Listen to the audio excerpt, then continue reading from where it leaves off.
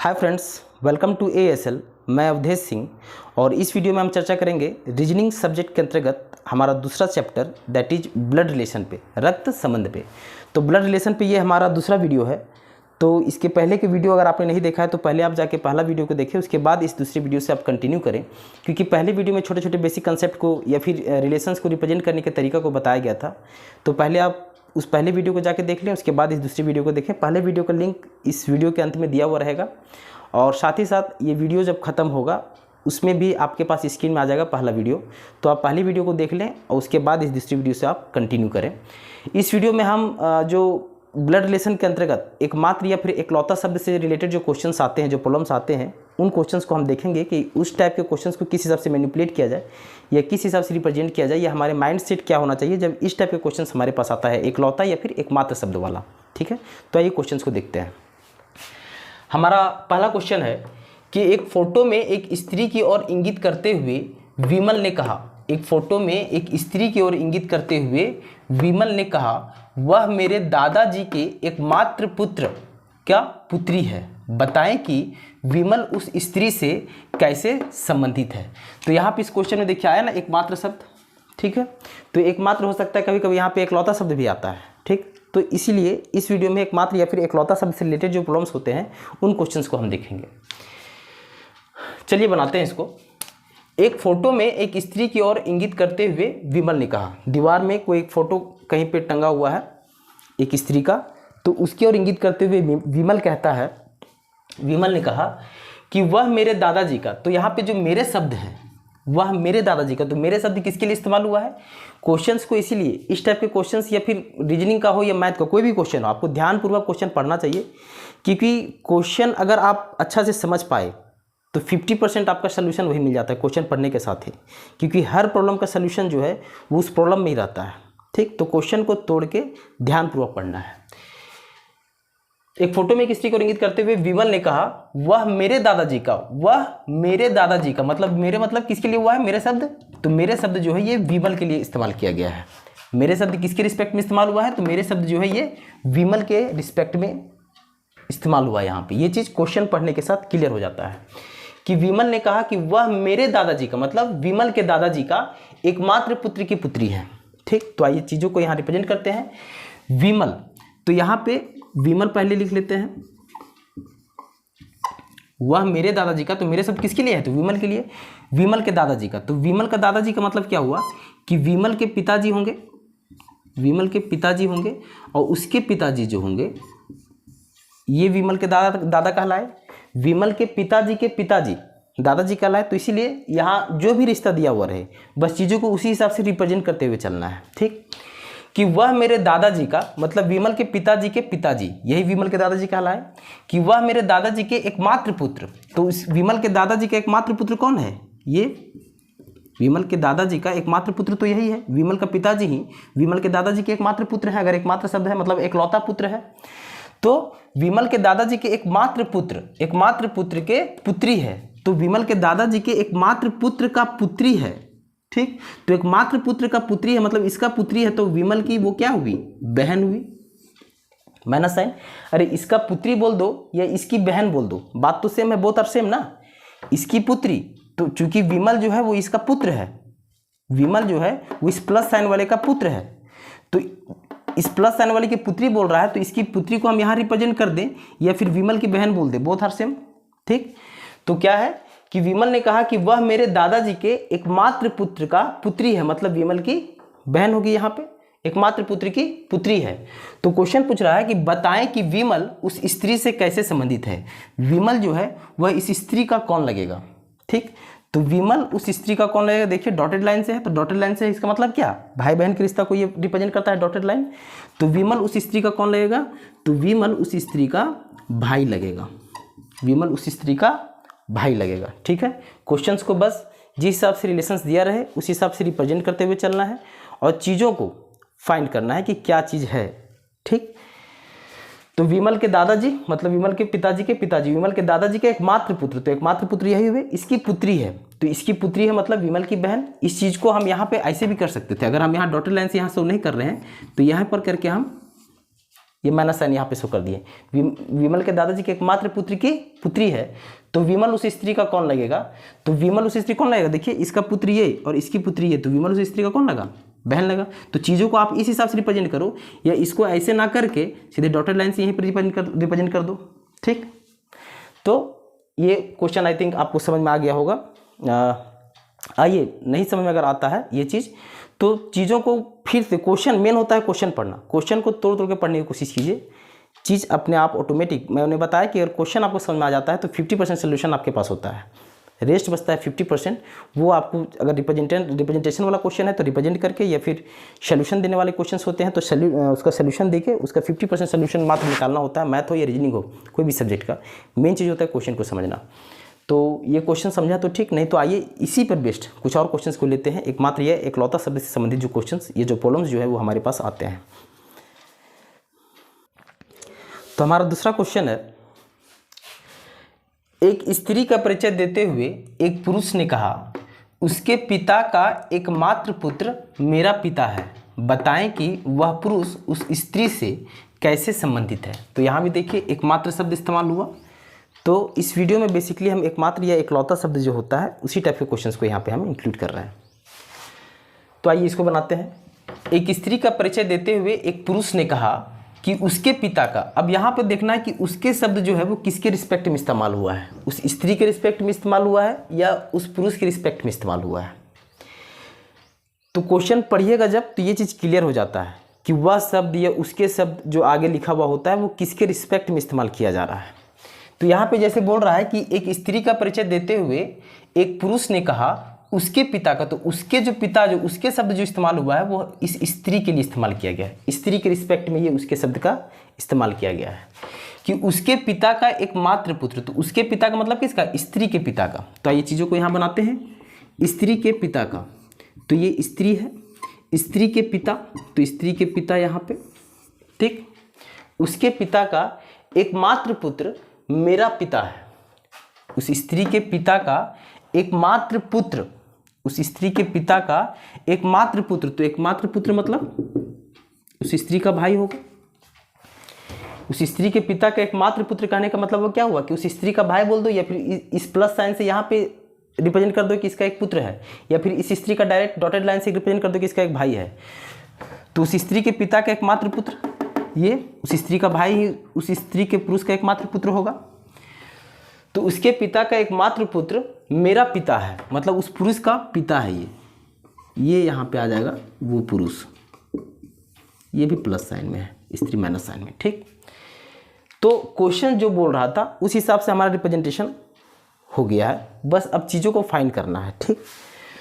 तो क्वेश्चन फिर से एक बार देखते हैं कि एक स्त्री का परिचय देते हुए एक पुरुष ने कहा उसके पिता का, मतलब स्त्री के पिता का, उसके पिता का एकमात्र पुत्र, उसके पिता का एकमात्र पुत्र मतलब उस स्त्री का भाई। स्त्री के पिता का एकमात्र पुत्र कौन हुआ? स्त्री का भाई हुआ।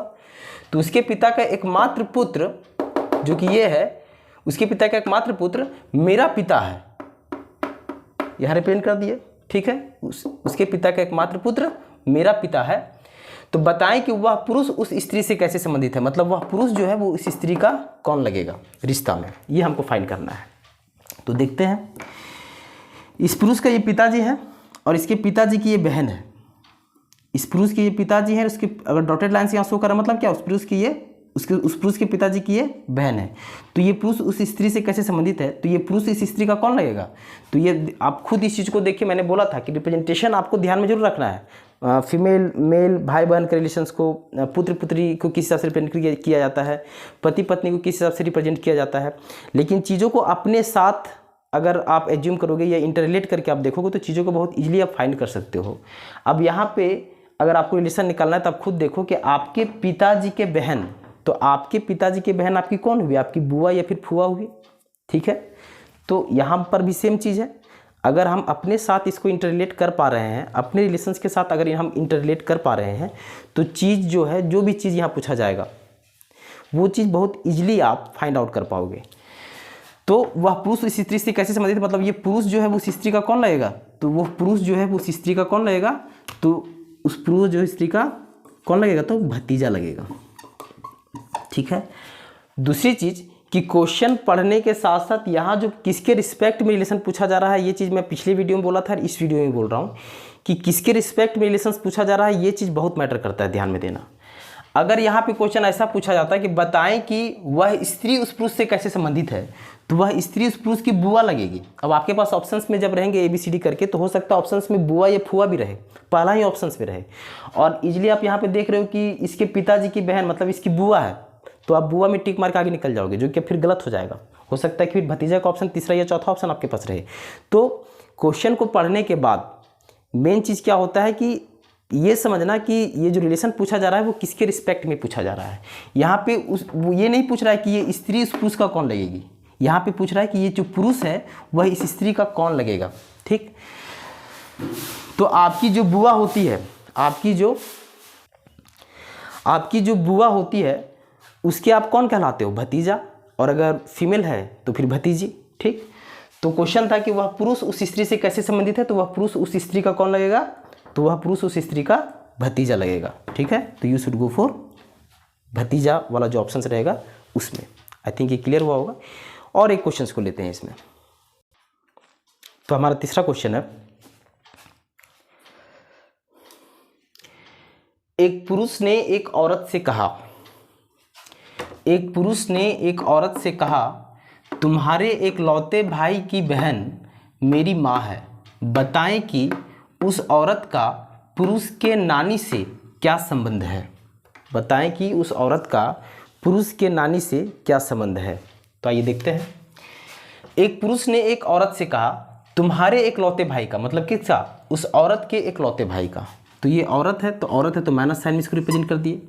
तुम्हारे एक लौते भाई, तो इसका कोई भाई है तो इसको प्लस साइन में रिप्रेजेंट कर दिए। तुम्हारे एक लौते भाई की बहन, तुम्हारे एक लौते भाई की बहन, तो यहाँ पे इसको भी हम इमेजिन कर सकते थे कि हो सकता है उसका एक लौता भाई है और इस भाई का एक लौती एक बहन है। ठीक, तो एक लौता टर्म यहाँ भी हम इस्तेमाल कर सकते थे, लेकिन चूंकि यहाँ पे एक लौता बहन नहीं बोला गया है, सिर्फ एक लौता भाई बोला गया है, तो प्लस साइन जो होगा वो एक ही होगा। और हो सकता है इसकी कोई एक और बहन हो, तो इसको हम यहाँ पर रिप्रेजेंट कर दिए कि तुम्हारे एक लौते भाई की बहन, यहाँ भी जा सकते हैं या फिर इसको हम इसी में रख सकते थे। ठीक, लेकिन चूंकि यहाँ एकलौता बहन शब्द का इस्तेमाल नहीं किया गया, इसलिए हो सकता है कि इसकी दो बहन हो। ठीक, तो इसी हिसाब से इसको हम यहाँ पे रिप्रेजेंट कर दिए। जब तक एकलौता शब्द इस्तेमाल नहीं हुआ है तब तक हम ये नहीं मान सकते कि एकलौता बहन है, ये एकलौती भाई है। अब चूंकि यहाँ पे बोल रहा है कि तुम्हारे एकलौते भाई की बहन, तुम्हारे एकलौते भाई की बहन, तो हो सकती है इसकी एक और बहन हो। तुम्हारे एकलौते भाई की बहन मेरी माँ है, उस पुरुष की माँ है, तो यहाँ पे आ गया वो पुरुष। ठीक है, तुम्हारे एक लौते भाई की बहन मेरी माँ है, तो बताएं कि उस औरत का पुरुष के नानी से क्या संबंध है। तो पुरुष की नानी कौन हुई, तो पुरुष की जो माँ है उसकी माँ, पुरुष की माँ की माँ ही पुरुष की नानी कहलाई। ठीक, इस पुरुष की जो माँ है उसकी जो माँ होगी वही पुरुष की नानी कहलाएगी। तो उस चीज़ों को हम इस हिसाब से यहाँ पर रिप्रेजेंट कर दिए। अब यहाँ रिलेशन किसका पूछ रहा है कि उस औरत का पुरुष के नानी के साथ, मतलब इस औरत का पुरुष के नानी कौन है ये, तो उस औरत का पुरुष के नानी के साथ क्या संबंध है, पुरुष के नानी के साथ क्या संबंध है। तो आइए देखते हैं, मतलब इसके साथ संबंध निकालना है कि उस औरत का पुरुष के नानी के साथ क्या संबंध है। अब इस औरत की बेटी है ये, और ये तीनों जो है ये माइनस प्लस माइनस, ये तीनों डॉटेड लाइन से शो किया गया है। तो डॉटेड लाइन से शो किया गया, इसका मतलब क्या है कि तीनों आपस में भाई बहन है, तीनों जो है ये आपस में भाई बहन है। और इसकी माँ है ये, मतलब इसकी भी माँ है ये और इसकी भी माँ है ये। ठीक, लेकिन यहाँ पे रिलेशन किसका, उस औरत का पूछा है कि उस नानी का पूछा है, ये चीज़ ध्यान में रखना है। तो यहाँ पे बोल रहा है कि उस औरत का पुरुष के नानी से क्या संबंध है, मतलब कि ये औरत जो है ये इसकी पुरुष के नानी की कौन लगेगी। तो देखिए ये जो औरत है ये इस पुरुष की नानी की ये क्या लगेगी, तो इस पुरुष के नानी की ये पुत्री लगेगी, मतलब बेटी लगेगी। पुरुष की नानी कौन, ये। अब इसकी बेटी है ये, और ये तीनों डॉटेड लाइन से शो है, मतलब तीनों आपस में भाई बहन है। तो ये इसकी कौन लगेगी, मतलब ये जो औरत है वो पुरुष की नानी की कौन लगेगी, तो पुरुष की नानी की ये पुत्री लगेगी, मतलब बेटी लगेगी। ठीक है, आई थिंक ये आपको क्लियर हुआ होगा।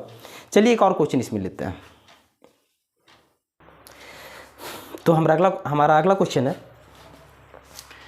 शारदा की ओर इशारा करते हुए राजीव ने कहा, इसकी माँ की एकलौती पुत्री मेरी माँ है। शारदा की ओर इशारा करते हुए राजीव ने कहा, इसकी माँ की एकलौती पुत्री मेरी माँ है। बताएं कि राजीव का शारदा से क्या संबंध है। बताएं कि राजीव का शारदा से क्या संबंध है। आइए चीज़ों को रिप्रेजेंट करते हैं जिस हिसाब से रिलेशंस यहाँ पे कहा जा रहा है कि शारदा की ओर इशारा करते हुए राजीव ने कहा। शारदा किसी से कह रहा होगा, राजीव के साथ कोई चल रहा होगा। देखो चीज़ों को प्रैक्टिकली सोचो, ठीक, एकदम फन मूड में सोचो, प्रैक्टिकली सोचो। राजीव के साथ कोई दोस्त यार होगा, ठीक, तो शारदा होगी वहीं आसपास में कहीं। तो शारदा की ओर इशारा करते हुए राजीव ने कहा, शारदा की ओर इशारा करते हुए राजीव ने कहा, इसकी माँ, मतलब किसकी माँ, शारदा की माँ के बारे में बोल रहा है कि इसकी माँ मतलब जो औरत है शारदा, इसकी माँ। तो यहाँ पे बनाते हैं, शारदा है यहाँ पे, शारदा, तो इसकी माँ बना दिए यहाँ पे कि इसकी माँ क्या है कि शारदा की ओर इशारा करते हुए राजीव ने कहा कि इसकी माँ की एकलौती पुत्री मेरी माँ है। इसकी माँ कौन हुई है? इसकी माँ की एकलौती पुत्री। तो एकलौती पुत्री अगर बोल दिया है तो एकलौती पुत्री बोल दिया मतलब शारदा क्या है, शारदा जो है वो वही फिर इसकी एकलौती पुत्री होगी। एक ही को बेटी है अगर, तो यहाँ पे इसकी पुत्री मतलब यहाँ पे अगले ना एकलौता, इसीलिए एकलौता या एकमात्र जो शब्द आते हैं आपके ब्लड रिलेशन के अंतर्गत, उन चीज़ों को थोड़ा सा इसीलिए अच्छे से पढ़ना होता है और अच्छे से समझना होता है। यहाँ पे बोल रहा है कि शारदा की ओर इशारा करते हुए राजीव ने कहा कि इसकी माँ की मतलब शारदा की माँ की एकलौती पुत्री, तो एकलौती पुत्री तो खुद शारदा है। शारदा की माँ की एकलौती पुत्री बोल रहा है, तो एकलौती पुत्री तो एकलौती है, तो एकलौती है इसका मतलब क्या कि शारदा खुद के बारे में है, खुद ही एक शारदा ही है। तो इसकी माँ की एकलौती पुत्री मेरी माँ है मतलब राजीव की माँ है, मेरी माँ है। तो ये राजीव यहाँ पे बन जाएगा, राजीव यहाँ पे बन जाएगा। तो बताएं कि राजीव का शारदा से क्या संबंध है। तो जिस हिसाब से क्वेश्चन था उस हिसाब से हमारा रिप्रेजेंटेशन ओवर हो चुका है। अब चीज़ों को देखते हैं कि शारदा की ओर इशारा करते हुए राजीव ने कहा, शारदा की ओर इशारा करते हुए राजीव ने कहा कि इसकी माँ की, शारदा की माँ की एकलौती पुत्री, तो एकलौती पुत्री खुद शारदा हुई। शारदा की माँ की एकलौती पुत्री मेरी माँ है मतलब राजीव की माँ है, राजीव की माँ फिर ये शारदा होगी, ठीक। तो इस हिसाब से ये रिप्रेजेंटेशन हुआ। अब क्वेश्चन पूछ रहा है कि बताएं कि राजीव का शारदा से क्या संबंध है, मतलब राजीव जो है ये शारदा का कौन लगेगा। तो देखिए रिप्रेजेंटेशन से क्लियर है कि राजीव शारदा का कौन लगेगा, तो राजीव जो है वो शारदा का पुत्र लगेगा। राजीव जो है ये शारदा का पुत्र लगेगा। आई थिंक ये आपको क्लियर हो गया होगा। अगर हल्का फुल्का कहीं डाउट जाता हो तो वीडियो को फिर से एक बार प्ले करके देखिएगा, निसंदेह आपको समझ में आएगा। इसके अगले वीडियो में इस टाइप से कुछ और क्वेश्चंस को लेंगे और इसका कुछ एक दूसरा टाइप भी ब्लड रिलेशन में पूछा जाता है, तो उन क्वेश्चंस को भी हम उसमें इंक्लूड करेंगे। वीडियो समझ में आया, अच्छा लगा तो चैनल को सब्सक्राइब जरूर कर लीजिएगा, साथ ही साथ बेल आइकन को दबा लीजिएगा ताकि कोई भी वीडियो मैं अपलोड करूँ तो इसका नोटिफिकेशन आपके पास जाए और आप वीडियो को देख सको, कोई भी वीडियो आपको मिस ना हो। और दोस्त यारों के साथ इसको थोड़ा सा शेयर भी कर दीजिएगा, आपकी तरफ से ये सपोर्ट होगा इस चैनल को, ठीक है। चलिए ठीक है, अगली वीडियो में मिलते हैं, तब तक के लिए thank you so much, bye bye.